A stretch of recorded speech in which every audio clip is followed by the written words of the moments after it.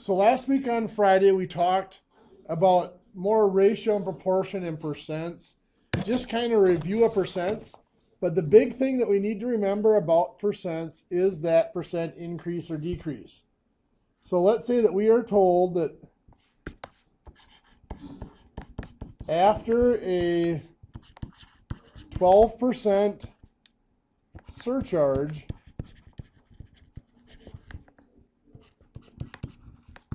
the total cost is $904. What was the amount of the surcharge?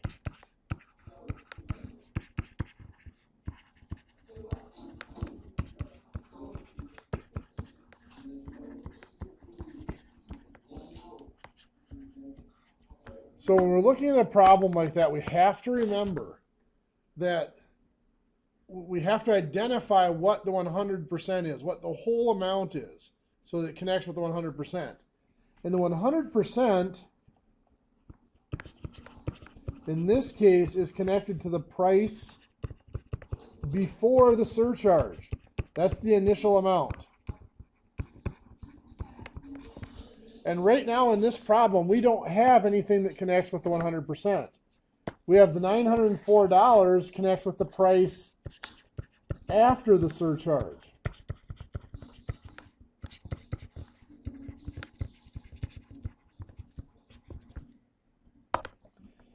So we need to figure out what percent connects with, is linked to that $904. So as we looked at this a little bit on Friday, what we did was we made a table. And it doesn't matter what the descriptions are that we put in the table, just as long as we know what they stand for. So I'm just going to write price before SC for surcharge. I'm going to add to it SC, which is the surcharge. We get the price after the surcharge. And we have percents and numbers that describe both of these. The other numbers are dollars in this case. So we have the 12% that describes the surcharge. Remember we said the 100% was the price before the surcharge. We also have the $904, which is the price after the surcharge. To make this work, we have to have at least one item where we know both numbers, both the percent and the other number. And in this case, so far we don't have that, but we can find it really easily. We can find this percent here because the surcharge is added on to the original price. It's 100% plus 12%. That surcharge is 112%. Now, we're not looking for the price before. We're looking for the amount of the surcharge itself. We're looking for this amount right here. And what we looked at on Friday is we can ignore the row that we don't need. We need one row where we have both numbers. That's this one here. And we need the row that has what we're looking for, which is that one. We're looking for the price of the surcharge. So this top row we can ignore. We don't need the information in that top row right now. So now we can find that dollar amount of the surcharge right in the table by cross-multiplying 12 times 904, and then dividing by the 112.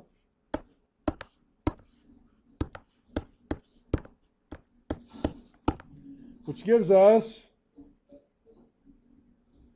$96.86.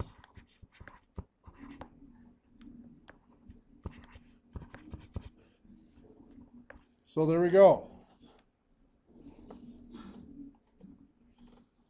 Okay, so those percent increase and decrease problems, you just have to make sure you're keeping track. The percents you're using correspond to the other numbers you're using. Okay, so our new topics for today. By the way, we are still, even after missing me on Monday, we are still on schedule to have our next unit test next Wednesday. So we should be able to get everything wrapped up here in the next 3 days. So the first thing I want to do is just a very quick review of our powers. And we'll start out with just our powers of 10. 10 to the power of 3. Can anybody tell me what that comes out to be?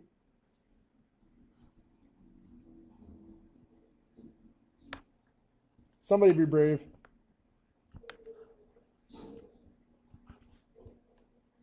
How many zeros do we have?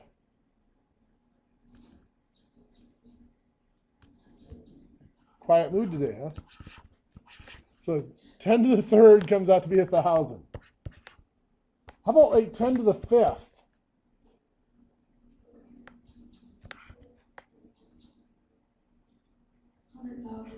$100,000. Thank you. 10 to the second? 100. And what you'll see there is you'll see a connection between the power and the number of zeros. 10 to the third has 3 zeros. 10 to the fifth, there are 5 zeros. 10 to the second is 2 zeros. Now, we keep going with that. Of course, 10 to the 1 is just 10. But the bigger question is, what is 10 to the power of 0? Can anybody tell me? Well, a lot of people want to say 0, but it's not. It really is 1. So the question is, why does it come out to equal 1? Well, just like when we were doing our operations with our integers, when we were multiplying negatives, multiplying two negatives, our basic definition of multiplication broke down. It didn't work. So we looked for a pattern, and we're going to do the exact same thing here. If we have 10 to the fifth power, that we said was 100,000. 10 to the fourth power is 10,000. 10 to the third power is just 1,000. And we said 10 squared is 100. Now, if we look at what we've done here so far, we've established a pattern. When we have an exponent with a base of 10, remember that's called the base of the exponent, when the power is reduced by 1, so it went from 5 down to 4, the result is divided by 10. 100,000 divided by 10 is 10,000. Here we do the same thing. We reduce the power by 1. We go from 4 down to 3. The result is divided by 10. 10,000 divided by 10 is 1,000. And we can see the same thing happens here. So if we go the next step, 10 to the power of 1 we know has to be 10. We check to see if our pattern holds.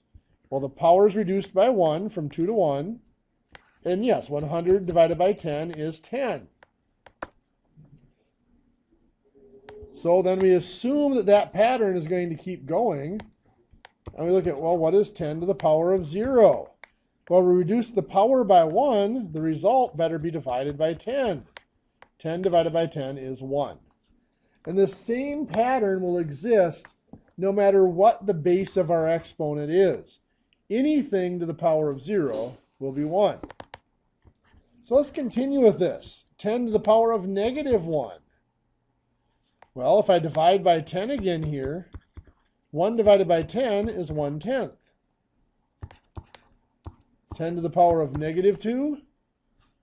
Well, 1/10 divided by 10 is 1/100th. 10 to the negative 3, 1/100th divided by 10 is 1/1000th. And we see that there's a connection between these negative powers and the positive powers. 10 to the negative 3, if I compare that to 10 to the positive 3, they're reciprocals. 10 to the third is 1,000. 10 to the negative third is 1 over 1,000. In fact, that is true for any of our negative powers. 10 to the negative 7th is just going to be 1 over 10 to the 7th. It's a reciprocal. Now to review a little bit of our rules for exponents. Of course, x to the third is just x times x times x. 3 x's multiplied together. If I have x to the fifth times x to the seventh, what do I do with those powers? What does that become? x to the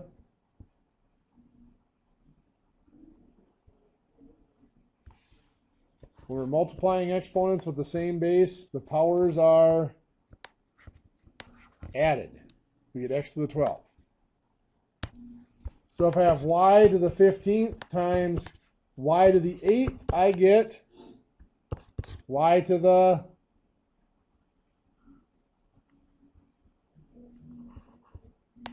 15 plus 8 is 23. The same will work with our powers of 10. If I have 10 to the 7th times 10 to the 4th, I could do 10 to the 7th is 10 million and 10 to the 4th is 10,000 and multiply them out. But rather than working with those large numbers, I can just do 7 plus 4 is 11. So 10 to the 7th times 10 to the 4th is just 10 to the 11th. Now, of course, it gets a little more confusing when we throw in 10 to the negative 8 times 10 to the 13th. What's that going to be? 10 to what power?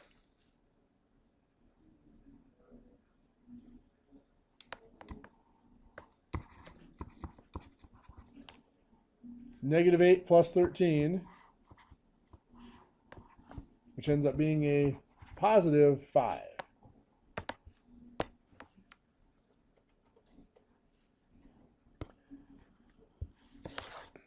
We can divide.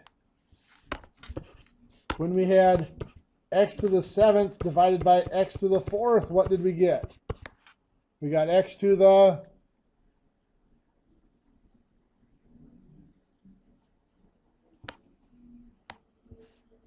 when we were dividing exponents with the same base, we subtracted the powers. 7 minus 4 is 3.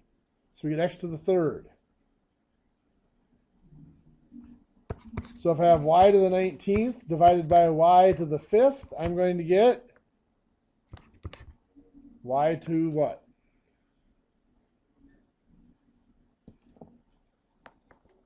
Well, 19 minus 5 is 14. So if I have 10 to the 12th divided by 10 to the 7th, that becomes 10 to what? 5. Perfect. 12 minus 7 is 5. Perfect. So how about 10 to the negative 8th divided by 10 to the 12th?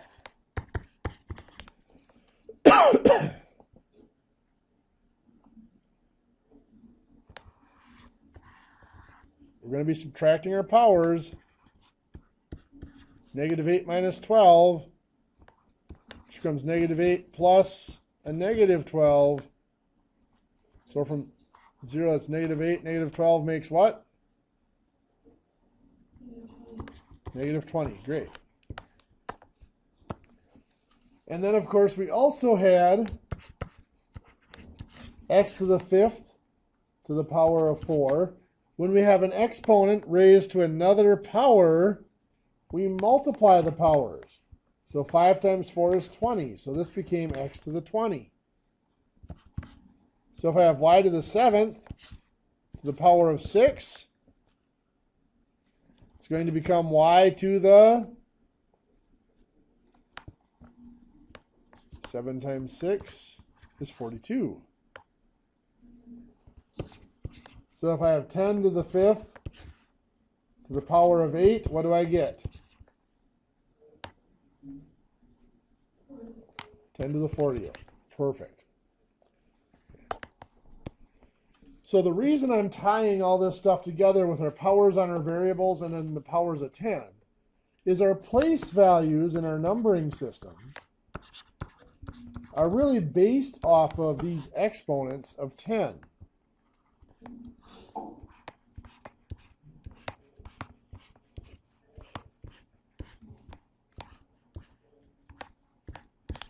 We said that this is the ones place, the tens, the hundreds, and so on. 1,000s, 10,000s, and continuing on. Of course, this is the 1/10th and the 100th, and so on going that way. What it really ties into is those powers of 10. It's exponents. It's called a base 10 numbering system because the place values are exponents with a base of 10. This is the 10 to the 0, which is ones. 10 to the 1 is the tens place. 10 squared is the hundreds. 10 to the third is the thousands. 10 to the fourth. 10 to the fifth. 10 to the sixth is the millions, and then we keep going. Going the other way, 10 to the negative 1 we said was the 1/10. 10 to the negative 2 is 100th. 10 to the negative 3 is 1,000th. Negative 4 is 10,000th, and so on. Well, we tend to, in our language, take something like 5,300,000 and abbreviate it by just taking the first digit and naming its place value. So we'll take that first digit, 5, put a decimal point after it. So we'll call that 5.3, and then say millions. Well, there's another way that we could express that. Instead of writing out the word million, we need to do 5.3 and write the millions as the 10 to the 6th place. So some of you will probably recognize 5.3 times 10 to the 6th as our scientific notation.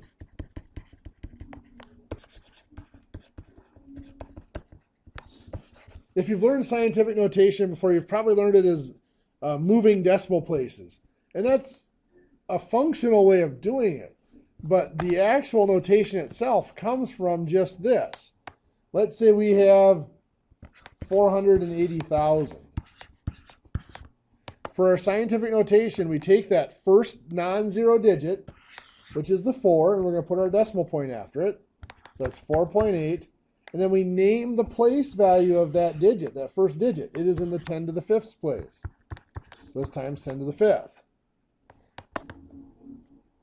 We might have 0.00029. And we do the same thing there. We find that first non-zero digit, which is the 2. We're going to put the decimal point after it. So that's going to be 2.9. And that 2 is in the 10 to the negative 4th place value. So 2.9 times 10 to the negative 4th.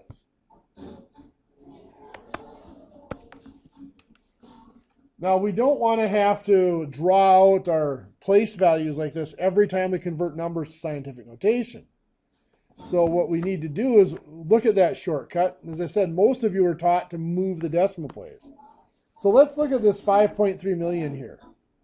To start off with, that decimal point is right here. And we need to get it to right here. It had to move 1, 2, 3, 4, 5, 6 places. So we can see in our power of 10, that is 10 to the 6th. So that power counts the number of places that decimal point had to move. To know whether that power has to be positive or negative, we just have to know, we have to be familiar with this layout of the place values and know that since 5,300,000 is a large number, this side of the decimal point, in other words, numbers that are larger than 1, are the positive powers of 10 for the place values. So that's a positive 6. Over here, we can do a similar thing. The decimal point started out here, and we wanted it after the 2. It had to move 1, 2, 3, 4 places. So that's why the 4 is in there. And this is a small number. It's less than 1. So it's on the side of the decimal point that is the negative powers of 10 for the place values. So it had to be a negative 4. So if I want to convert,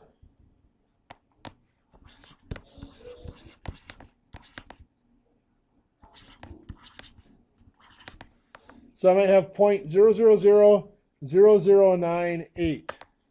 Of course, we need to figure out where does the decimal point have to end up here.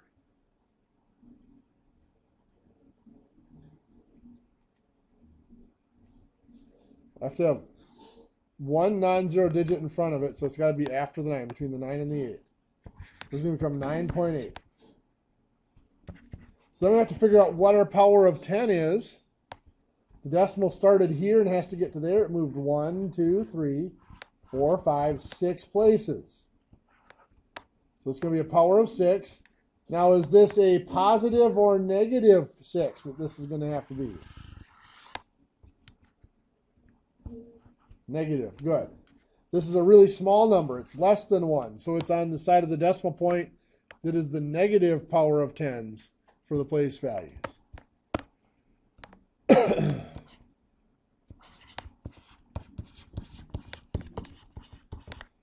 Something like this, 180 million.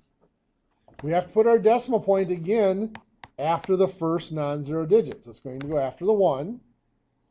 This is going to become 1.8. We've got to figure out our power of 10. The decimal point starts out here. If there's no decimal in the number, of course, it's at the end. So to move it, we have to go 1, 2, 3, 4, 5, 6, 7, 8. So it's power of 8. And this is a large number, so it's on the positive side of the positive powers of 10 for the place values. The other way you can think about it is if this number has to get smaller, the power of 10 has to get bigger. So this number went from 180 million to 1.8. So that power of 10 has to get larger. To convert the other way, if I have the number in scientific notation and I need to get back into that decimal or standard notation, 7.2 times 10 to the 5th. Well, I start out with that 7.2, and the 5 in the power of 10 is telling me my decimal point has to move 5 spots. Well, this is a 10 to the positive 5, so it has to move 5 spots to make it larger. In other words, we're moving it to the larger side, the positive power of 10 place values. So we have to move 1 spot. Now we have to add a 0 to move 2 spots. Add another 0 to go 3, 4, and 5. So that becomes 720,000. We might have 4.6 times 10 to the negative 7th. So we start out the same way. We've got 4.6. We know that it's a power of 7, so we're going to have to move our decimal point 7 spots, but it's negative, so we're going to make this number smaller. So we're going to go 1 spot, then we have to add zeros. We go 2, 3, 4, 5, 6, and 7 is where my decimal point ends up. So that's 0.0000046. Put the 0 up front for good form. By the way, in the medical field, you know, a lot of times in math they tell you it doesn't matter if you put the 0 in front of the decimal point. In the medical field, in most of our medical related classes here, you are required to put the 0 in front of the decimal point, just because if you have like 0.4, sometimes that decimal point can be really tough to see if you don't make it dark enough. So rather than trying to figure out is that a 4 with a stray mark next to it, or is that 0.4? If that 0 is in front of it, now it's obvious that that is 0.4, 0.4. Because the 0 wouldn't be there if there wasn't a decimal point in between.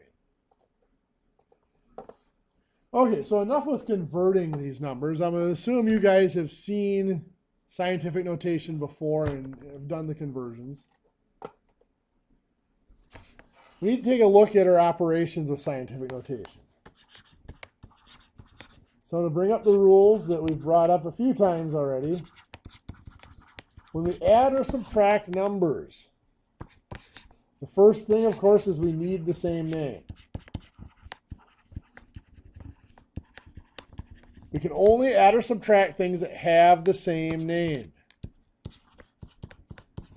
And then number in scientific notation, like 4.6 times 10 to the 8th. We saw with our whole numbers that same name actually comes down to the place values.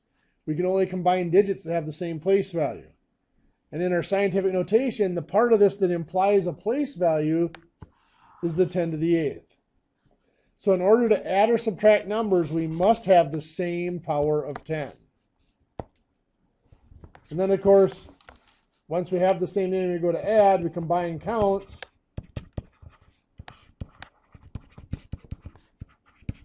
And we keep the same name.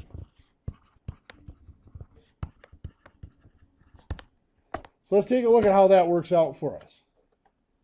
So if I have 4.8 times 10 to the 6th, the 10 to the 6th is my name. So if I'm adding that to something, it must also be times 10 to the 6th if it's in scientific notation. So 2.3 times 10 to the 6th. So yes, we do have the same power of 10 here, so those do have the same name. So we're going to add the counts. 4.8 plus 2.3 is 7.1, and we keep the same name, 10 to the 6th. Now, it doesn't always stay quite that simple.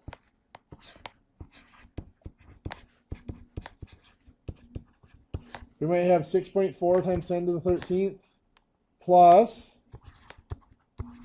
8.9 times 10 to the 13th. So we do have the same name. They're both 10 to the 13th.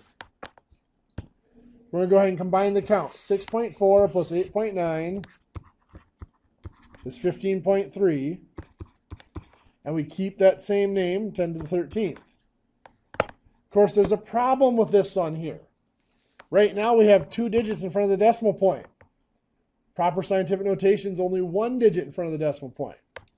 So we have to move that decimal point over, and this becomes 1.53. Now we move the decimal point, we have to adjust our power of 10. So we move the decimal point 1 spot, so our power of 10 has to be adjusted by 1. It either has to get smaller by 1 or larger by 1. To figure that out, we look at what happened here. This number got smaller. It went from 15.3 down to 1.53. So since this number got smaller, the power of 10 gets larger by 1. So 13 plus 1 is 14. Be really careful with adjusting that power because we run into things like this. 9.7 times 10 to the negative 15 plus 4.8 times 10 to the negative 15. We do have the same name, so we can combine these. 9.7 plus 4.8 is 14.5 times 10 to the negative 15. We keep the same name. Once again, we have to move that decimal to make it 1.45. And the power of 10 becomes what? 10 to the negative 14. The number here got smaller, so the power of 10 gets larger. Negative 15 plus 1 is a negative 14.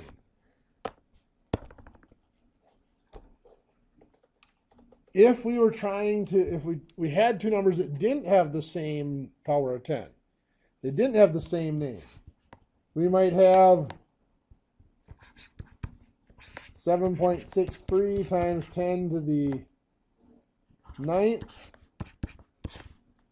plus 8.4 times 10 to the 8th. These do not have the same power of 10, so we're going to have to adjust them. Just like with fractions, we change the denominators to give them the same name so that we can add or subtract them. Usually with scientific notation, we will go to the larger power of 10. So we're going to leave this one as 10 to the 9th. 7.63 times 10 to the 9th. This one here becomes times 10 to the 9th. The power of 10 got larger, so the number gets smaller. I moved that decimal point over 1 spot. So it becomes 0.84. And now we go ahead and add. 7.63 plus 0.84 is 8.47. And we keep the same name, times 10 to the 9th.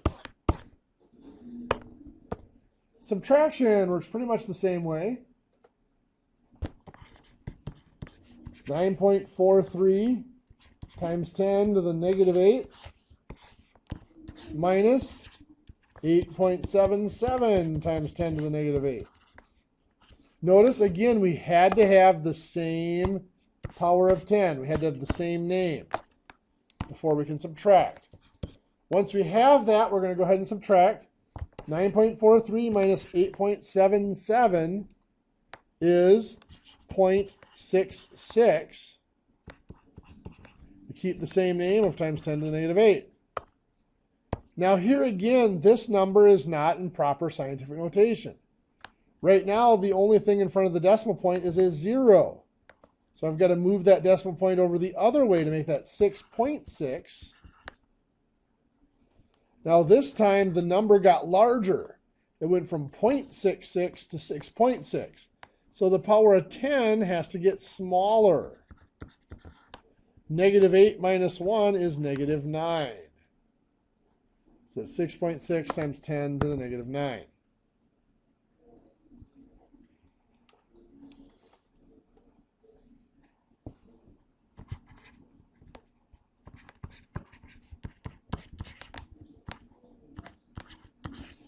If I am subtracting and I have different powers of 10,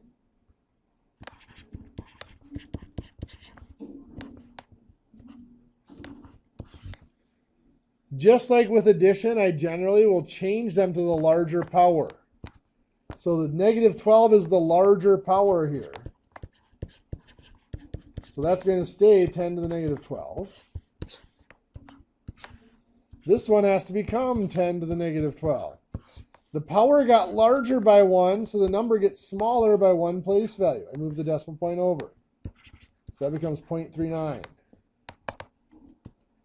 So now I just combine the counts. 5.43 minus 0.39 is 5.04.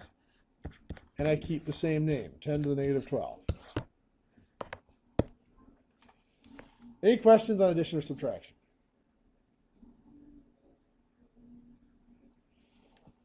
Okay, so now for multiplication and division. When we multiply or divide,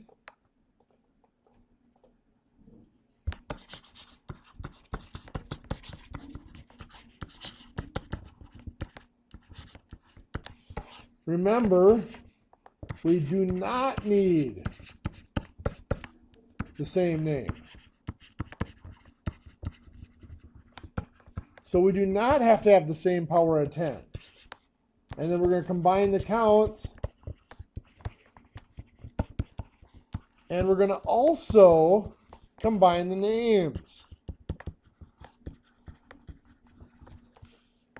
So when we're looking at a problem like 2.5 times 10 to the 9th times 3.1 times 10 to the 13th, it does not matter that those are different powers of 10.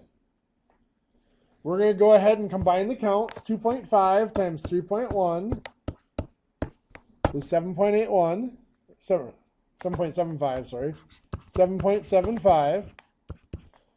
So we combine the counts, but then we also combine the names. So 10 to the 9th times 10 to the 13th is 10 to the, when we multiply, we add powers. 9 plus 13 will be 22.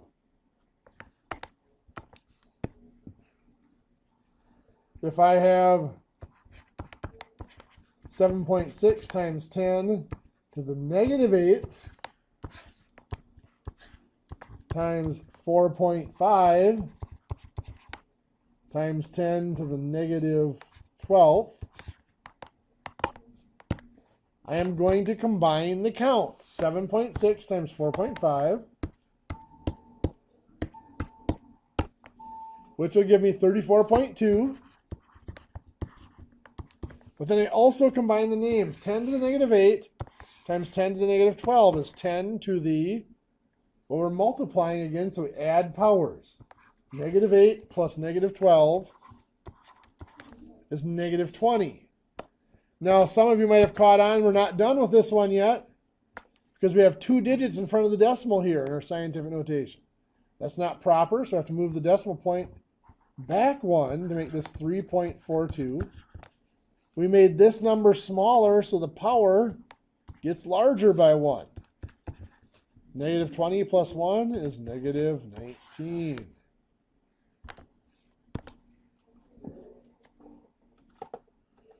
When we divide, we run into the same thing. We might have, let's do 1.728 times 10 to the 12th divided by 1.2 times 10 to the 7th. When we divide, we do not need the same name. We are simply going to divide the counts. 1.728 divided by 1.2 is 1.44. But then we also combine the names. We're going to divide the names as well. 10 to the 12th divided by 10 to the 7th. Well, when we divide powers, when we divide exponents with the same base, we subtract powers. 12 minus 7 is 5. So 1.44 times 10 to the 5th.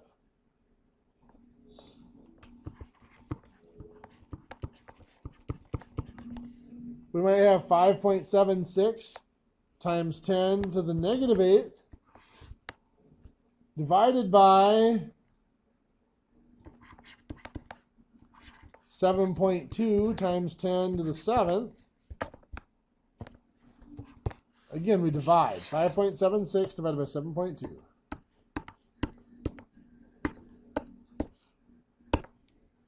Gives us 0.8. Then we also combine the names. 10 to the negative 8 divided by 10 to the 7th. So we're going to subtract the power. This negative 8 minus 7, which is negative 8 plus a negative 7. So negative 8 and negative 7 makes 10 to the negative 15th. So again, we have to adjust that decimal place because there's only zeros in front of it here. So we have to move it over to make that 8. This time the number got bigger, so the power gets smaller. So negative 15 minus 1 is negative 16. So that's 8 times 10 to the negative 16.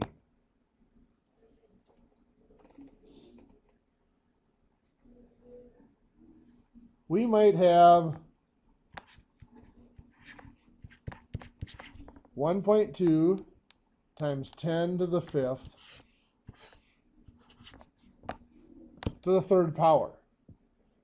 Just like with our algebraic numbers here, we take the number portion, 1.2 has to go to the 3rd power. So 1.2 to the power of 3 should be 1.728. And then with the exponent, or the power of 10, behaves just like our variables did. We're going to take the powers and multiply them. 10 to the 5th to the power of 3 is just 5 times 3 is 15. So that's 10 to the 15th. So we can run into things like 4.8 times 10 to the negative 9 to the 5th power. So we're going to do 4.8 to the power of 5. 2,548.04 we're going to call it. Times 10 to the negative 5th, or negative 9th to the 5th power. Negative 9 times 5 is a negative 45. Now once again here, this is not proper scientific notation. We need to get to where only 1 digit's in front of the decimal point. So we got to move the decimal up here. We have to go 1, 2, 3 places. That'll become 2.548. We'll probably round it there. Now here the decimal point went 3 places to make this number smaller.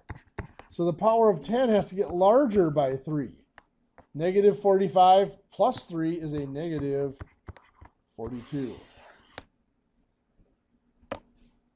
Any questions?